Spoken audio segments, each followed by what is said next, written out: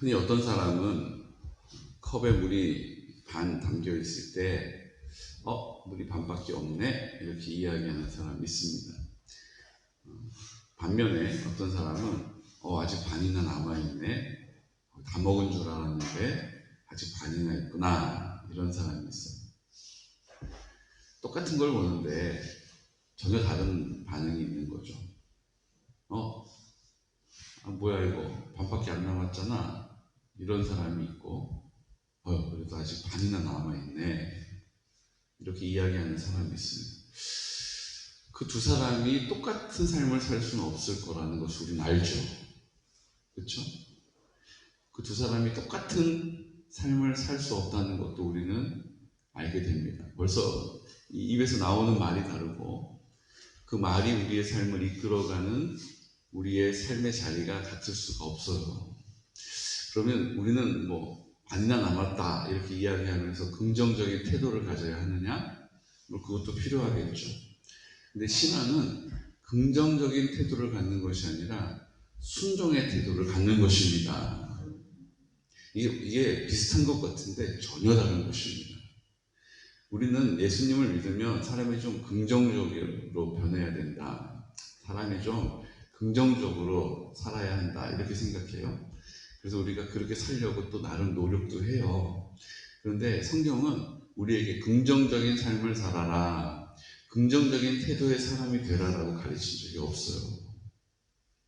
그냥 하나님의 말씀을 준행하고 그 뜻을 순복하라라고 가르치지, 또 하나 주님의 거룩하심을 따라 우리도 거룩하라라고 가르치시지, 긍정적인 생각을 해라, 긍정적인 태도를 가져라 라고 가르친 적이 없어요. 주님이 우리 가운데 우리와 함께 하시면 주님이 우리를 통하여 일하시기 때문에 우리가 긍정적으로 되는 것입니다. 내가 긍정적이 되어야지 하고 긍정적인 사고를 가지고 사는 것을 훈련하는 게 아니에요. 주님이 내 안에 전부가 되시면 우리는 긍정적인 삶의 열매를 맺게 되는 것입니다. 왜요? 주님이 하시면 못하는 게 없으시니까 안 될 것 같아, 이게 사라지는 거예요. 주님이 하시면 됩니다. 주님이 하시면 됩니다. 그러니까 우리가 부정적인 이유가 있어요, 없어요? 없는 거예요. 없는 거예요. 근데 교회 밖에서는 어때요? 어떤 건 되지만 어떤 건 또 안 돼요. 어떤 게 안 되기 때문에 우리가 늘 긍정적일 수가 있어요, 없어요? 없는 거예요. 긍정적이면 좋긴 한데 그건 너무 이상적인 거죠. 긍정적이지 않은 상황을 우리가 맞닥뜨려 할 때도 있기 때문에 늘 우리는 절반 정도는 부정적인 거예요. 그러니까 49대 51, 제가 그 표현 잘 쓰죠. 51대 49 정도 되는 것 같아요. 아주 부정적이지도 않지만 그 상황이 돌아가는 것을 봤을 때 좀 조심스러운데 이게 쉽진 않을 것 같아요. 거의 이렇게 이야기하는 사람들 많습니다. 여러분 맞죠? 쉽진 않을 것 같습니다. 한자락 까는 거예요. 왜요? 그게 좋은 결과를 내지 못했을 때 뭐 하려고? 빠져나가기 위해서 할 말을 남겨두는 거죠. 제가 최선을 다했는데 그때 말씀드린 것처럼 쉽진 않았네요, 이렇게 얘기하는 거예요. 하나님은 100% 그렇게 하십니다. 온전하게 그 일을 이루십니다. 그렇기 때문에 우리가 긍정적인 사고를 개발하고 자기 개발하는 문제가 아니에요. 주님이 우리 가운데 함께 하시고 우리가 선포할 때, 그것을 우리가 입을 열어 인정할 때에 주님이 그 자리에서 성령으로 열매를 반드시 맺으실 것입니다. 이것을 우리가 얼마나 의심하지 않고 그 믿음의 자리를 굳게 지키고 서 있는지가 중요한 거예요. 아이를 키우다 보면요, 제 모습이 다 거기에 있어요. 다 거기에 있어요. 이거 열면 안 돼. 이거 끓여가지고 뜸이라는 걸 들여야 돼. 뜸 들여야지 이게 완성이 되는 거야. 가르쳐줘요. 그럼 어떻게 해요? 아이들이 머리로 나가요. 근데 손은 어떻게 하고 있어요? 그런 일 한두 번 보는 게 아니에요. 이게 이게 압력밥솥 밤이라도 찌려고 하면 얼마나 웃긴지 몰라요. 이게 충분히 뜸을 들여야지 이렇게 맛있잖아요. 그렇죠? 우리는 경험적으로 다 압니다. 그래서 그거를 이렇게 빨리 열어보고 싶어도 참는 만큼 맛있는 거예요. 근데 아이들은 어떻게 합니까? 이게 막 칙칙칙칙 돌아가는 게 재밌고 신기해가지고 그 쳐다보고 있다가 뭐예요? 저는 옛날에 그랬던 것 같아요. 증기기관차 막 흉내 내면서 삐삐 이러면서 막 칙칙칙칙칙 돌아가는 거 이렇게 보고 재밌었던 기억이 있습니다. 근데 꼭 이제 가만히 놔둬야 된다. 이게 뜸이 들어야 돼서 가만히 좀 놔둬야 이게 맛있게 된다라고 해도 잠깐 뭐 하다 보면 갑자기 그러면 김이 막 빠져나가요. 왜 그래요? 애들이 그거 이렇게 만지고 저렇게 만지다가 그 위에 있는 밸브가 툭 열려가지고 막 김이 나오고 아이는 막 아연질색을 해가지고 막 이러고 있는 것을 다 우리가 경험하게 되는 것입니다. 믿음으로 주님께 맡기면 주님이 하시는데 우리 자꾸 뭐 해요? 들춰봐요. 자꾸 들춰봐요. 이거 가만히 놔둬야 아문다. 가만히 놔둬야 딱지 떨어지면 흉터 생긴다. 가르쳐줘도요. 아이들이 어떻게 해요? 자꾸 막 이렇게 긁어보고 저렇게 긁어보고 들춰보고 하다가 결국 흉터가 져요. 이게 딱 우리의 마음하고 다를 것이 없습니다. 주님이 하시면, 주님이 이루시면, 주님이 행하시면 다 됩니다. 입으로는 그렇게 믿는데 자꾸 우리가 뭐해요? 이리 쑤셔보고 저리 들춰보고 이리저리 우리의 방법으로 해보는 거예요. 그러니까 하나님이 응답하셔도 이게 내가 했는지 주님이 하셨는지 나중에는 이거였는지 저거였는지 기억도 잘 안 나요. 주님께 온전히 믿는 믿음을 가지고 주님이 행하신 일을 만나게 될 때 우리는 믿음의 사람으로 성장하고 성숙해지는 것입니다. 근데 딱 성숙하려고 하는데 그냥 들춰보고 열어보고 하다가 이게 지금 내가 한 건가? 누가 날 도와준 건가? 저 사람이 힘을 써준 건가? 지금 이게 내가 열심히 해서 된 일인가? 그러니까 우리 기억 속에 다 잊혀져 버리는 거예요. 하나님이 하신 일이 그냥 우리의 삶에 묻혀버리는 거예요.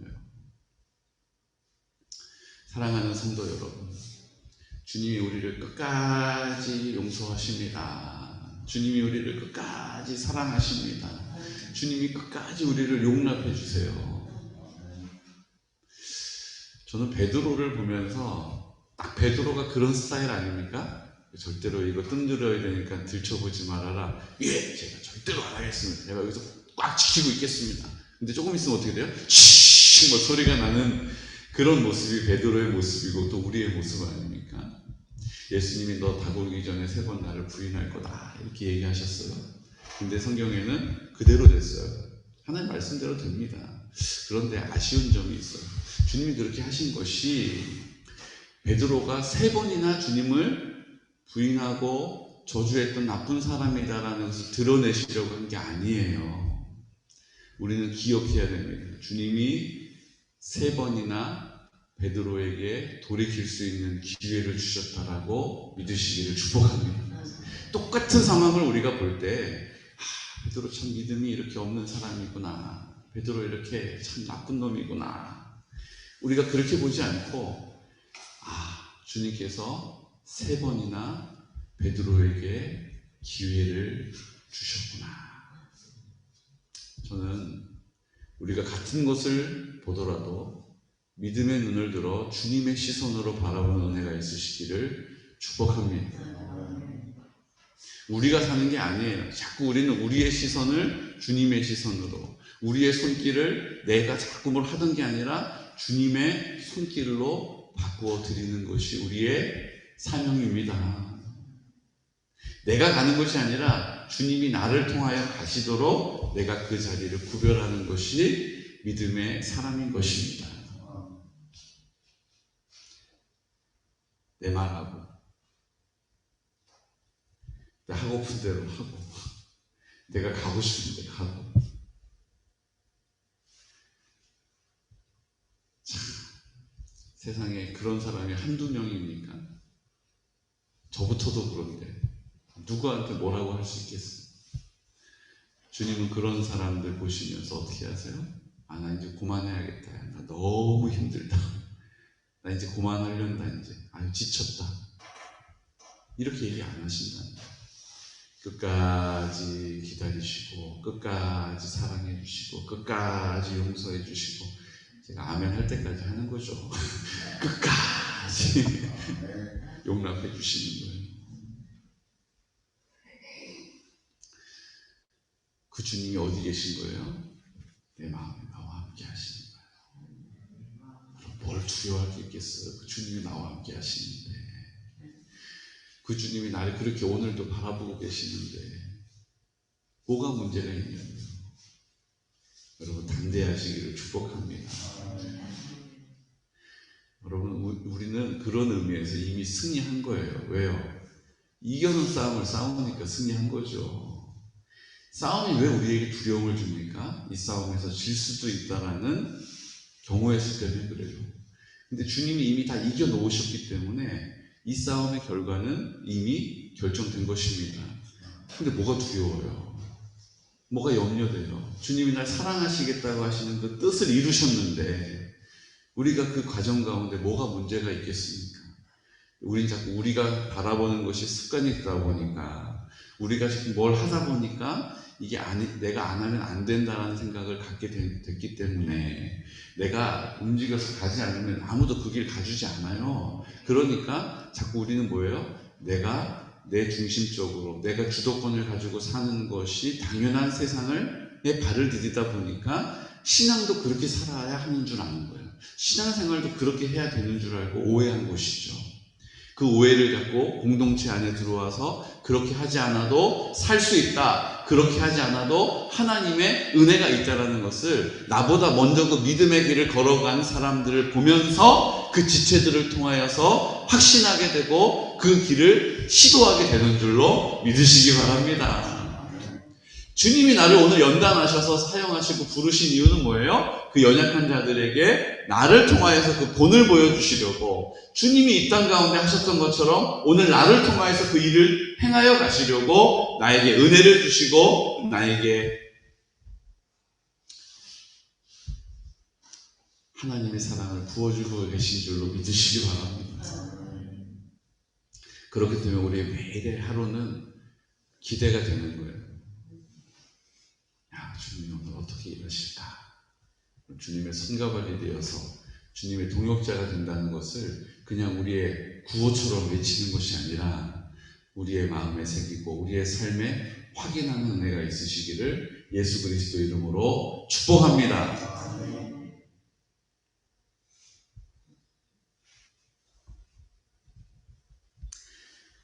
그리고 이제 드디어 본디오 빌라도를 만나십니다. 근데 신기한 게 하나 있어요. 예수님을 십자가에 못 박아라 이렇게 얘기했던 유대인들, 또 대제사장에게 돈으로 매수당했던 사람들, 그 새벽까지 그 일을 열심히 합니다. 그리고 예수님을 끌어다가 어떻게 해요? 이제 전명군이었던 로마의 총독 빌라도의 관정, 업무를 보는 곳에 데리고 갑니다. 그런데 신기하게 그 예수님을 관정에다가 밀어넣고 자기들은 그 관정 안으로 들어가지 않아요.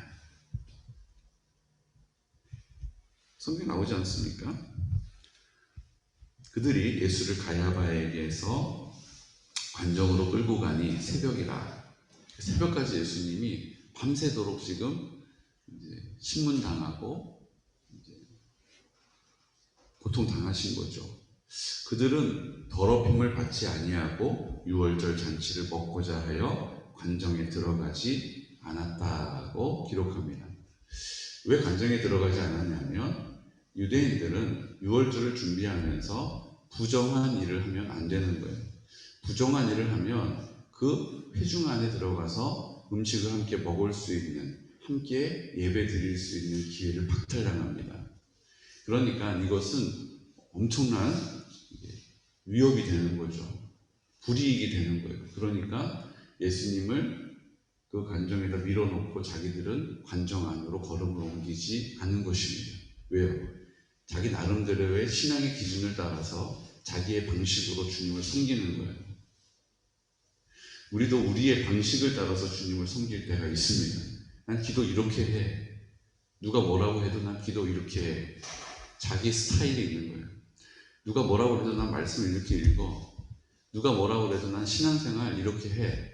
여기까지는 하지만 또 안 되는 건 할 수 없지. 고집대로 하는 거예요. 주님께서 오늘 우리에게 묻고 계십니다. 너는 누구를 위해서 신앙생활을 하냐는 거예요. 유대인들은요, 자기가 그 회중에 들어가서 음식을 먹지 못할까봐 어떻게 해요? 예수님을 그 관정에다 밀어놓고 자기는 안 들어가요. 못 들어가는 거예요. 왜요? 그렇게 하면 음식을 못 먹는다라고 하는 자기 스스로의 종교적인 신념 때문에 그런 거예요.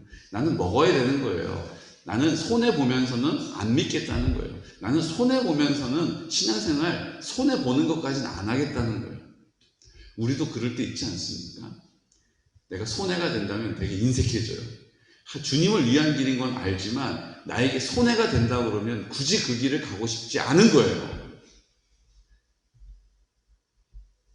그래서 많은 성도님들이, 이건 좀 민감한 일이지만 부흥회를 하는 것에 부담을 느끼는 분이 계세요. 은혜 받는 건 좋은데 꼭 부흥 강사님들이 뭘 얘기하세요? 헌금을 얘기하시잖아요. 그러니까 이제 은혜 받는 것까지는 좋아요. 막 내가 새로운 걸 알게 된 것도 좋고, 내가 막 기도하는 것도 좋고, 내가 말씀을 이렇게 듣는 것도 좋아요. 근데 헌금 얘기가 나오는 순간 그 은혜를 다 까먹는 거예요. 왜요? 우리 집 뻔해요. 상황이, 사정이 뻔한데 그럼에도 불구하고 막 헌금하라고 강력하게 앞에서 선포할 때 마음에 갈등이 생기기 때문이죠. 이게 바로 내가 할 수 있는 만큼 내 스타일대로 예수님을 섬기는 겁니다. 나에게 유익이 되는 것만큼만 하는 거예요. 이거 손해가 된다 싶으면 마음을 닫아버리는 것, 이것이 바로 그 당시의 유대인, 예수님을 못 박았던 사람들의 신앙의 모습이었고, 오늘 우리가 그렇게 살 수 있는, 우리도 그렇게 넘어질 수 있는 모습이라는 것을 기억하시기 바랍니다. 내게 손해가 되고 손해가 되지 않고가 신앙의 기준이 아니에요. 우리 신앙의 기준은 무엇입니까? 하나님 아버지의 뜻입니다. 주님이 뜻하신 일을 이루어 드리는 거예요. 주님의 뜻이 나의 뜻이 되고, 나의 뜻이 주님의 뜻이 될 수 있는 은혜가 있으시기를 축복합니다. 주님의 뜻이 뭡니까? 36절에 또 예수님은 이 모든 흐름들을 놓치지 않으세요. 36절에 가르쳐 주세요. 예수께서 대답하시되 내 나라는 이 세상에 속한 것이 아니니라. 만일 내 나라가 이 세상에 속한 것이었더라면 내 종들이 싸워 나로 유대인들에게 넘겨지지 않게 하였으리라. 이제 내 나라는 여기에 속한 것이 아니니라. 하나님의 나라는 이 땅에 이치에 있지 않아요. 하나님의 나라는 이 땅에 되어지는 원리에 따르지 않습니다. 하나님의 나라는 하나님이 계신 그곳이 하나님의 나라가 되는 것입니다. 우리는 나라를 이루기 위해서 필요한 것들이 많이 있어요. 책임과 역할들이 있어요. 그런데 하나님의 나라는 하나님이 계신 곳이 하나님의 나라요, 하나님의 뜻이 선포되어지는 것이 하나님의 나라가 되는 줄로 믿으시기 바랍니다. 주님이 내 마음에 계시니 내 마음이 하나님의 나라가 된 것입니다. 주님의 뜻이 나를 통하여 선포되기 때문에 그 가정이, 교회가, 직장이, 학교가, 그 마을과 이 나라와 민족이 하나님의 나라인 것입니다. 우리가 하나님의 나라를 이 땅 가운데 이루어 드리는 것이 아버지의 뜻이에요. 그 하나님을 믿는 것이 아버지의 뜻이다라고, 주님의 일이 무엇입니까? 라고 물어보는 제자들에게 뭐라고 대답하세요? 하나님의 일은 하나님을 믿는 것이 하나님의 일이다.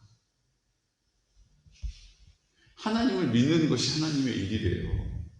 주의 일을 우리가 어떻게 할 수 있습니까? 주의 일이 무엇입니까? 하나님의 일이 무엇입니까? 하나님의 일은 하나님을 믿는 것이 하나님의 일이다. 죄는 무엇입니까? 죄는 하나님을 믿지 않는 것이 죄다.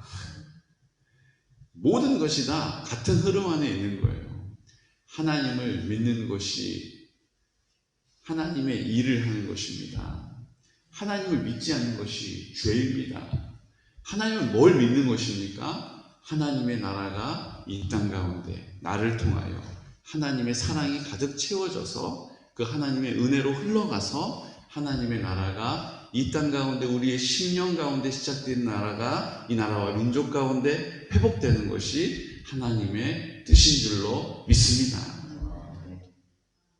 오늘 우리에게 그 일을 위해서 부르셨어요. 우리가 이것을 귀로 듣습니다. 이제 주님께서 우리에게 가르쳐 주신 대로 순종하며 살면 되는 것입니다. 이거 열지 말아라 그러면 들춰보지 않으면 되는 거예요. 그냥 믿고 따라라 그러면 그 믿음의 자리에서 굳건하게 지키고 있는 것이 하나님 아버지의 뜻인 줄로 믿으시기 바랍니다. 나를 통해서 일하실 것이다. 아멘. 그리고 체면불구하고 입을 열어 기도하는 것입니다. 나를 통해서 하나님의 나라가 이 땅 가운데 이루어질 줄로 믿습니다. 그럼 되는 거예요. 주님이 다른 거 원하시지 않으세요. 그 사실을 입을 열어 선포하는 그곳이 하나님의 나라가 되게 하실 줄로 믿습니다. 오늘 시간 다 같이 기도드릴 때 주님, 오늘 빌라도가 이렇게 이야기합니다. 그러면 내가 왕이 아니냐? 예수께서 대답하시되 내 말과 같이 내가 왕이니라. 내가 이를 위하여 태어났으며 이를 위하여 세상에 왔나니 곧 진리에 대하여 증언하려 함이로라. 무릇 진리에 속한 자는 내 음성을 듣느니라. 오늘 주님께서 진리에 속한 자는 내 음성을 듣는다. 주님께 속한 자는 나의 뜻을 따라 준행한다. 순복한다. 순종하여 살아간다라고 그 믿음의 자리에서 주의 뜻을 이루어간다라고 우리에게 가르쳐 주셨습니다. 주님, 오늘 우리의 모든 삶의 자리가 하나님의 나라가 되게 하여 주시고 이 모든 상황을 바라볼 때에 염려하거나 두려워하거나 원망 불평하는 것이 아니라 주님, 나를 통하여 하나님의 나라가 이 땅 가운데 이루어지는 이곳이 오늘 순종의 자리가 되게 해주십시오라고 우리가 입술을 열어 선포할 수 있는 믿음의 사람 되기를 기뻐하십니다. 그의 음성을 듣는 사람 되기를 기뻐하십니다. 그 음성을 듣는 사람을 통하여 주의 일을 이루어 가십니다. 오늘 이 시간 우리에게 맡겨주신 그 아버지의 뜻대로 성결한 다음 세대를 세우게 하시고 우리가 성결한 세대로 세워지게 하여 주옵소서. 주님, 우리 연로하신 어르신들 실버 처치를 통하여 구원의 길로 함께 걸어가게 하시고 그 길에 주님의 놀라운 은혜와 사랑을 경험케 해주시옵소서. 주님, 아버지 앞에 나와서 우리가 함께 기도합니다. 우리가 걸어가신 모든 공동체를 하나님의 나라로 세워가시듯이 나라와 민족을 위하여 또 하나님 우리에게 맡겨주신 모든 공동체를 위하여 기도할 때 우리가 연로하신 어르신들과 환우들을 위하여 기도하는 것처럼 주님의 영광을 나타내 주시옵소서. 주님의 구원을 보게 하여 주옵소서. 하나님의 사랑을 우리의 삶에 나타내 주옵소서. 함께 예배드리지 못하고 있는 성도님들 우리가 위해서 기도하고 특별히 오늘 주님의 날입니다. 하나님, 내가 주인으로 살지 않고 주님의 나를 구별할 수 있는 믿음을 주셔서 오늘 예배드릴 때에 우리 모든 지체들 어둠의 권세들 방해하지 못하도록 우리가 중보하며 기도할 때 대적할 때에 모든 흑암의 영들은 나사렛 예수 그리스도 이름으로 묶음을 놓고 떠나갈지어다. 우리가 주님 앞에 나와 믿음으로 선포할 때에 우리 공동체가 온전한 예배로 주님의 영광을 보게 될 것입니다. 아버지 하나님, 오늘 말씀을 전하는 저를 위해서 또 우리 안정상 목사님을 위해서 이 시간 나사렛 예수 그리스도 이름으로 선포하면서 기도드리겠습니다. 주여, 주여, 주여.